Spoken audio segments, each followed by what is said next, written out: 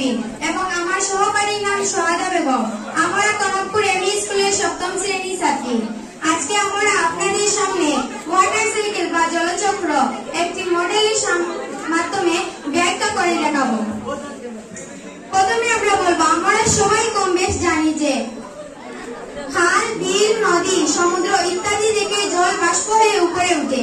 আমাদের সবার মনে একটা প্রশ্ন জাগে যে এই উৎসগুলো থেকে যদি জল বাষ্প হয়ে উপরে উঠে তাহলে তো এতদিনে জলগুলো শেষ হয়ে যাওয়ার কথা। এই উৎসগুলো থেকে জল উপরে উঠে কেন এই উৎসগুলোর জল শেষ হয় না, এর কারণটা কি?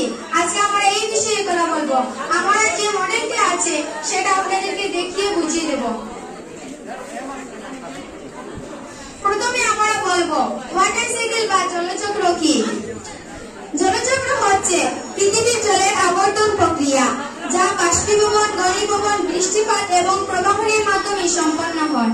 এটি একটি প্রাকৃতিক প্রক্রিয়া যার মাধ্যমে পৃথিবীর জলের পরিমাণ নির্দিষ্ট থাকে এবং জলের বিভিন্ন স্থানে অবস্থায় চলাচল করে। তাহলে আমরা এখন আমাদের মডেলটা দেখে শুরু করি। জলচক্রের শুরুটা হয় প্রথমত খাল, বিল, নদী, এই দেখতে পাচ্ছেন একটা সমুদ্র, এইগুলো থেকে। সমুদ্র থেকে জল সূর্যের তাপে ইভাপোরেশন, বাষ্পীভবন প্রক্রিয়ার মাধ্যমে বাষ্প হয়ে উপরে ওঠে। শুধু জল, খাল, বিল, নদী এই উৎসগুলো থেকেই উপরে ওঠে না, আরেকটি প্রক্রিয়া আছে যার মাধ্যমে জল বাষ্প হয়ে উপরে ওঠে। সেটি হলো ট্রান্সপিরেশন, প্রস্বেদন। মানে গাছপালা, উদ্ভিদ তার পাতা থেকে ছেড়ে দেওয়া জলগুলো বাষ্প হয়ে উপরে ওঠে। আর এই বাষ্পগুলো উপরে উঠে সবগুলো একত্রিত হয়ে কনডেনসেশন, ঘনীভবন প্রক্রিয়ার মাধ্যমে মেঘের সৃষ্টি করে। আমরা কখনো দেখতে পাই যে আমাদের আকাশে মেঘ ঘুরে বেড়ায়। আর যখন এই মেঘগুলোতে অনেক জলকণা এসে একত্রিত হয় তখন এরকম ভারী মেঘে রূপান্তরিত হয়। এরকম ভারী মেঘে রূপান্তরিত হওয়ার ফলে এই মেঘগুলো জলকণাগুলোকে ধরে রাখতে পারে না। তখন প্রিসিপিটেশন, প্রস্বেদন প্রক্রিয়ার মাধ্যমে এই মেঘগুলো থেকে বৃষ্টি হতে শুরু করে। এখন আমরা একটা জিনিস দেখতে পেলাম যে আমাদের যে উৎসগুলো থেকে জল বাষ্প হয়ে উপরে উঠে গিয়েছিল সেগুলো আবার মেঘ থেকে বৃষ্টির মাধ্যমে নিচে নেমে এসেছে। এখন সারফেস রান অফ মানে প্রবাহন। বৃষ্টির জল ঢালু জমি বা এই দেখুন আপনারা দেখতেই পাচ্ছেন পাহাড় পর্বতের মধ্য দিয়ে প্রবাহিত হয়ে এসে জলাশয়ে পৌঁছায়। আর এই সব জল, বৃষ্টির সব জল গিয়ে জলাশয়ে পৌঁছায় না।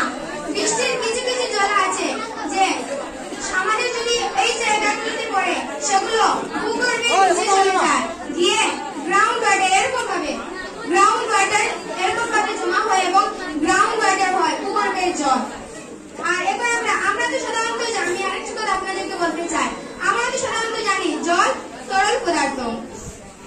জল যখন ওয়াটার সাইকেলের মধ্যে দিয়ে প্রবাহিত হয় তখন জল তিনটি অবস্থায় থাকে: তরল, গ্যাসীয় এবং কঠিন।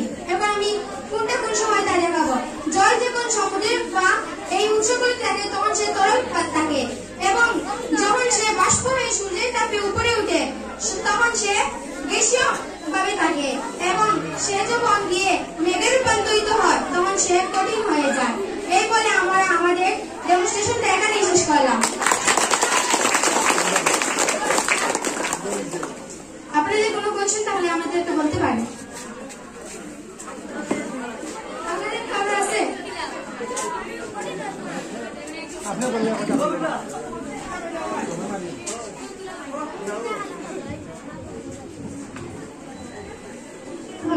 তোমরা যে ওয়াটার সাইকেলটা করলে, তো রেইন ওয়াটারটা আমরা তোমাদের কি খাওয়ার উপযোগী নাকি? রেইন ওয়াটার আমরা খেতে পারি নাকি? হ্যাঁ, আমরা খেতে পারি। জি, বলে যে রেইন ওয়াটারের মধ্যে কিছু আছে, নিচে বলে কিছু হয় বলে না, সেগুলো আমাদেরকে কিছু শক্তি থাকে বা কেমিক্যালস থাকে বলে না, কেমিক্যালস থাকে না নাকি রেইন ওয়াটারে?